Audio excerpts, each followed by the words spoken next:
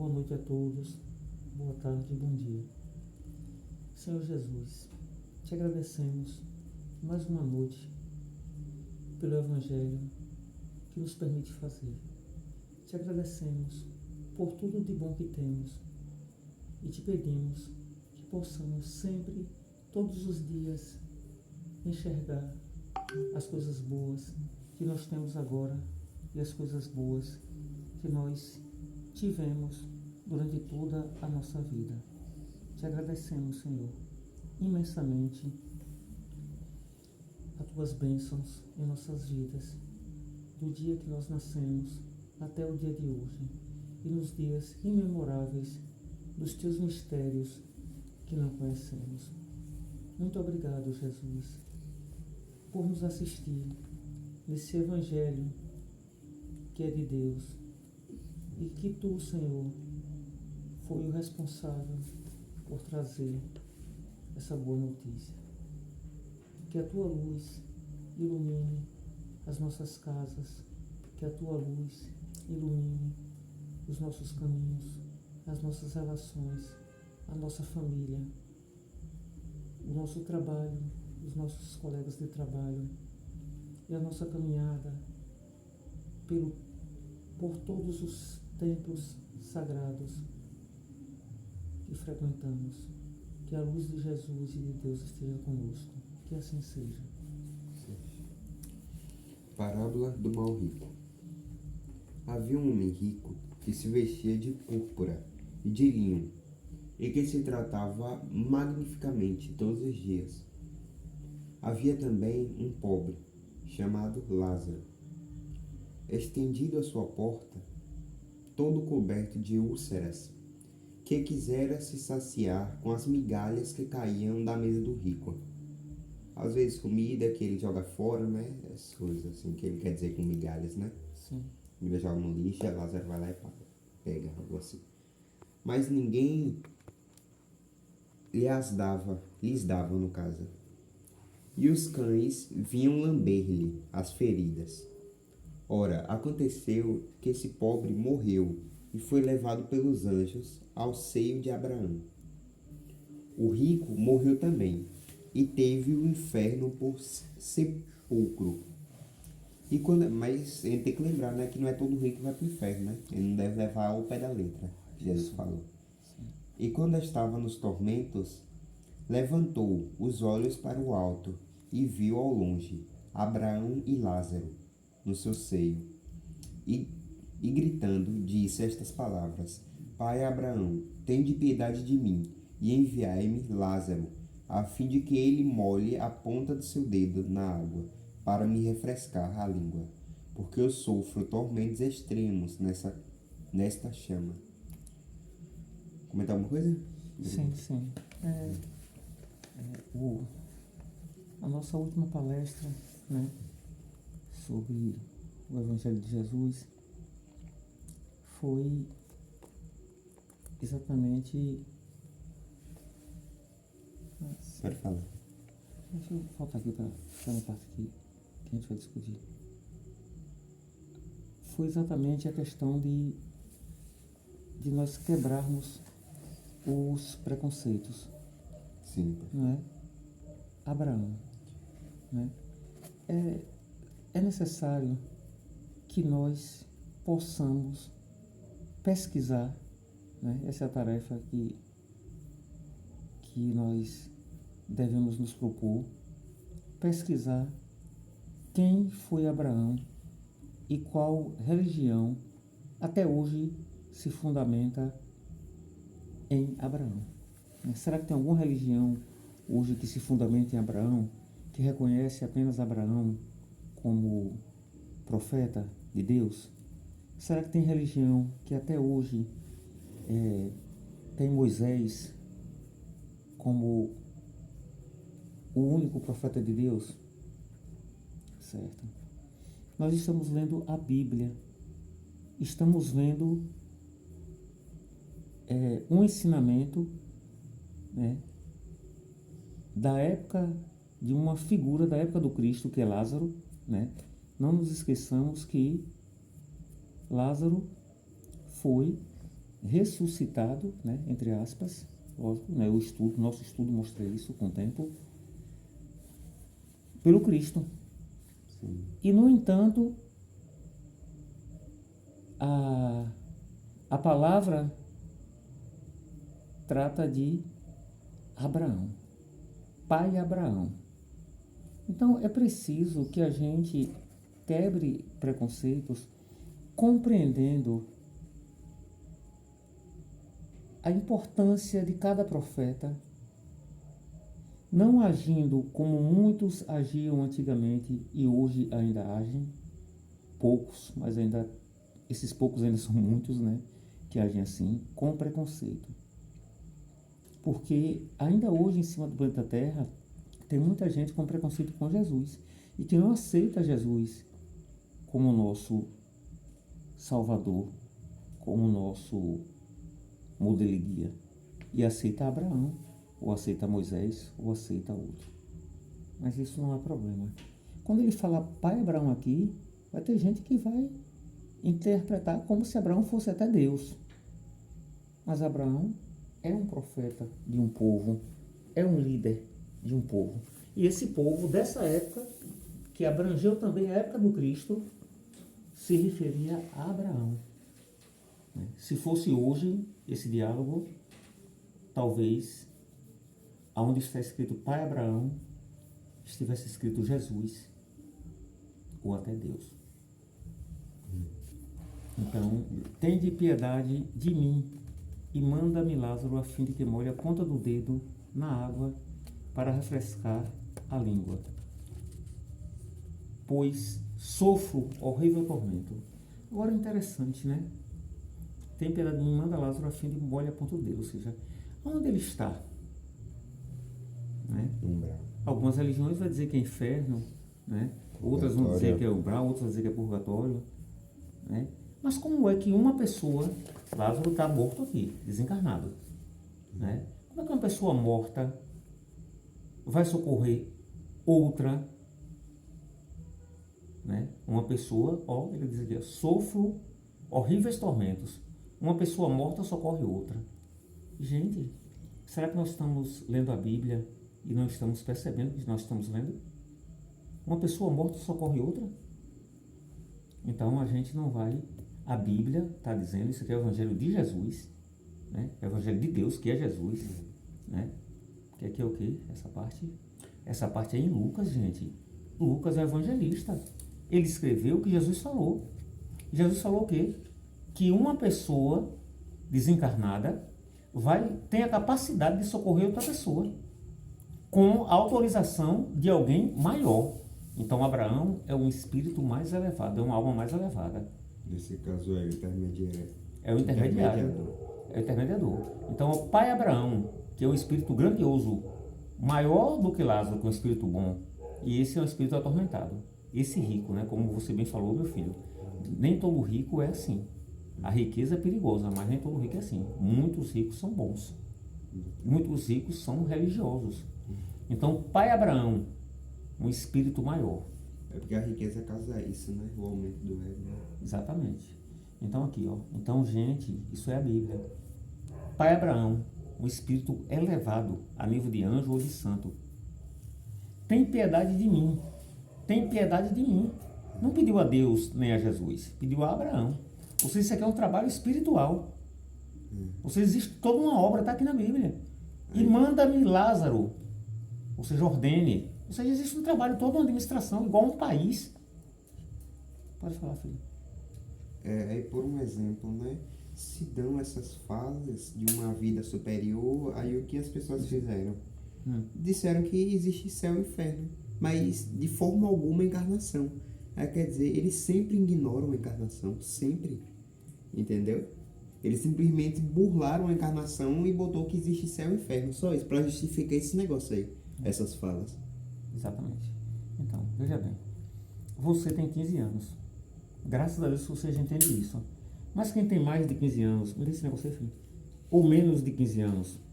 Quem tem mais de 15 anos ou menos de 15 anos, não importa se é 99 ou se é 5 anos de idade, só pesquisar. Hoje nós temos internet. No meu tempo que eu tinha 15 anos de idade, não tinha. O que tinha era enciclopédia britânica e não tinha isso. Hoje na internet você vai achar. No meio de um mar de informações, você vai conseguir ter uma certeza. Só é pesquisar o segundo concílio de Constantinopla. É uma decisão humana. Foi uma decisão humana retirar quem foi lá, o imperador E a sua esposa? e a sua esposa. Pronto. Mas volte esse evangelho aqui e observe essa discussão que eu fiz sobre Abraão. Pode continuar, filho. Mas Abraão lhe respondeu: Meu filho, lembrai-vos que haveis recebido vossos bens em vossa vida, e Lázaro não teve senão males. Por isso ele está agora na consolação, e vós nos tormentos. Além disso... Meu filho, lembra que recebeste em vida, ou seja, encarnado, os teus bens.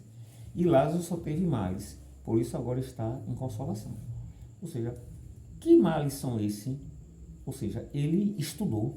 E dizem que, ali falou, né, que Lázaro ele comia o resto do que sobrava dos ciclos e que os animais lambiam as feridas dele. Provavelmente quando ele dormia, né? Exatamente, sim. É sempre necessário um sofrimento tão grande quanto o de Lázaro para que a pessoa tenha consolação, né? Ele diz aqui, ele agora tem consolação? Não, gente. São infinitas possibilidades.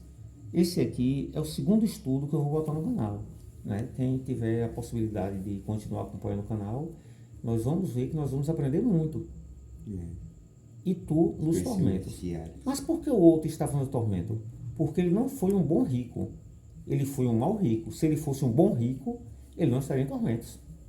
E por que Lázaro agora estava na consolação? Porque ele foi um bom pobre. Porque se ele fosse um mau pobre, ele estava em tormento. Então precisa entender isso. Não é porque é pobre ou é rico. Exatamente. É uma condição que define seu estado do espírito, da alma. Exatamente. Pode ler, filho, agora. Além disso, há para sempre um grande abismo entre nós e vós, de sorte que aqueles que querem passar daqui para vos não podem, como ninguém também pode passar para aqui do lugar em que estais. O rico lhe disse: Eu vos suplico, pois pai Abraão, enviá-lo à casa de meu pai, onde tenho 5 irmãos, a fim de que lhes ateste estas coisas. De medo... isso não existe, né? Não vai reviver o cara só para ir lá dizer isso, né? Avisar os irmãos dele que existe inferno e céu. De medo que eles venham também para este lugar de tormentas. Abraão lhe replicou: Eles têm Moisés e os profetas que os escutem. Não disse ele, pai Abraão, mas se alguns dos mortos os procurar, eles farão penitência? Abraão lhe respondeu: Se eles não escutam nem Moisés nem os profetas, não crerão, não mais, quando mesmo algum dos mortos ressuscitasse. Agora, como é que eu sou um cristão e não acredito na comunicação entre mortos e vivos? Em que mundo eu estou? Que Bíblia é que eu estou lendo? Pelo amor de Deus. Tanto que o professor Vic ele fala que o cristianismo ele é uma religião gnóstica. Entendeu? Vamos fazer essa parte aqui. Ademais, existe para sempre um grande abismo entre nós e vós. Esse abismo é, por acaso, um buraco no chão? Não, eles estão no mundo espiritual, gente. Esse abismo é um abismo de vibração, de sintonia. Um está numa sintonia boa e outro está morto não. E outro está numa sintonia ruim. De sorte que quem está daqui não passa para lá e quem está de lá não passa para cá. Então, com o tempo, com o estudo, a gente vai entender isso, mas bem claramente, né? Ninguém aprende uma ciência, tipo, você não se torna um biólogo, um matemático, um físico, um médico, um pedagogo com uma aula de 15 minutos, com um estudo de 15 minutos, né? Nem de 20 minutos. Você passa 5 anos na faculdade, passa 2 anos no mestrado, 4 no doutorado, né? Você passa 12 anos numa escola de ensino médio, né? Então, somando tudo aí já dá quase uns 20 anos de estudo. Então, vamos estudar. Isso é só o segundo evangelho nosso, né? Isso se não continuar os estudos depois dos 20, né? Eu continuo até hoje. 50 anos eu continuo estudando. Então, agora vamos aqui. Então, te suplico, pai Abraão, que mandes... o cara pede de novo, né? O rico, né? De novo. Então, te suplico, pai Abraão. Pai Abraão aqui, ó, ele não está dizendo que pai Abraão é anjo, nem está dizendo que é espírito puro, que se for na linguagem... é só um espírito mesmo. Isso. Na linguagem católica, né, a gente poderia, nós, né, cristãos, poderíamos dizer que é um anjo. ou um santo. Na linguagem espírita, poderia dizer que é um espírito puro. Em outra linguagem, poderia dizer que era outra coisa, no budismo, não sei o que, não sei o que. Ele está dizendo que pai Abraão. Aqui é Jesus que está falando, gente. Eu vou de novo no final. Lucas 16, 31. Senhor Jesus, se a gente estuda a Bíblia, Lucas é evangelista, ele escreve o que Jesus diz. Então aqui, ó, então te suplico, pai Abraão. Pai Abraão é o quê? É o que você quiser que ele seja. Qual a sua religião? Ele é um espírito. Ele é um Agora espírito. você pode considerar ele pai, ou como um Deus, ou como um profeta, ou como o que você for na quiser sua ser. cabeça. Agora ele é um espírito. É para a gente saber que na obra de Deus existe trabalho. Que é Não existe só claro. 3 figuras e pronto. No planeta Terra existe trabalho. No país, Brasil, Bolívia, China, Japão, existe trabalho. Existe presidente, vice-presidente, deputado, senador, vereador, ministro, secretário. Existe trabalho. A obra de Deus tem trabalho também. Sem trabalho ninguém aprende, ninguém cresce. Trabalho e estudo. Que mandes a casa de meu pai, agora aqui ele está falando de pai encarnado, de meu pai, onde tenho 5 irmãos, que está vivo. Aqui é o morto pedindo para mandar outro morto ajudar. Dar-lhe testemunho dessas coisas. Deixa eu concluir. A fim de que não venham também para esse lugar de tormento. Ou seja, mandando um morto, está pedindo a um espírito elevado que mande outro morto avisar a família. Abraão lhe retrucou: eles têm Moisés e os profetas, que os escutem. Aí outro: não, meu pai Abraão, disse o rico, se algum dos mortos for ter com eles, ter significa conversar, gente, falar. Se algum dos mortos for falar com eles, farão penitência, ou seja, respeitarão. Aí Abraão disse: eles não respeitam nem os vivos, vai respeitar o morto. Ou seja, quem está equivocado, quem está errado, quem está no erro, está no erro mesmo. Se eles não ouvem a Moisés, nem aos profetas, também não acreditarão, ainda mesmo que alguns mortos ressuscitem. Aí agora na internet está uma modinha de um padre aí, né, que deve fazer muita coisa boa, mas está fazendo uma coisa muito errada, né, que é atacar o espiritismo. Eu não queria nem falar o nome dele para não dar mais ibope, mas não tem problema não. E aí ele fala, ele é contra o espiritismo, que é coisa do demônio, não sei o que, sei lá o que, nem lembro o que ele fala, também não dou atenção. Mas assim, gente, pelo amor de Deus, que cérebro eu tenho para eu ler isso e não entender? Pelo amor de Jesus Cristo. É porque ele é aquele tipo de padre tradicional, entendeu? Então... Enquanto tem padres que conversam, por exemplo, o Dutra é um palestrante espírita famosíssimo, e tem vários padres amigos. Tem padre que estuda, gente, que estuda e entende. Chico Xavier também, ele era amigo de centenas de padres. Exatamente, tem padre, a maioria dos padres estuda a teologia e entende. Ou fica calado, porque a igreja não permite, as regras da igreja não permitem que eles falem certas coisas. Ou inventa mentira para não ser excomungado. Entendeu? Agora, também você fica ser contra o conhecimento. Agora, com certeza, tem padre que, como estudante, né, que vai à escola e não aprende nada, estudou teologia e não aprendeu nada, né? Isso é como se fosse o ato de Barcelona 2.0. Então, é isso. Manchar o conhecimento. Encerramos esse evangelho aqui, né, com 18 minutos. Né? Agradecemos a Jesus, nosso mestre, nosso modelo de guia. Agradecemos a Deus e a todos os espíritos bons que trabalham para Cristo, que trabalham com Cristo. Abraão é o exemplo dele. Agradecemos, né, ao trabalho de Abraão, ao trabalho de Moisés, né, ao trabalho de tantos espíritos bons, né, que vêm trabalhando na obra de Deus, na obra de Deus, na obra de Cristo, sob a administração superior de Jesus, nosso irmão maior, nosso espírito elevadíssimo, né, que conversa direto com Deus e traz direto a mensagem de Deus para nós, na medida do nosso entendimento. Não temos noção da dimensão do Espírito puro que é Jesus, que é o Cristo, né? O Cristo celestial. Então agradecemos demais a Deus, agradecemos tudo que temos, agradecemos a luz do dia e as estrelas da noite e a luz do luar. Agradecemos o alimento e o copo de água que bebemos, o pão, o café, o feijão, a carne. Agradecemos, Senhor, os amigos, os irmãos, a família, o vizinho. Agradecemos toda a proteção que temos, Jesus.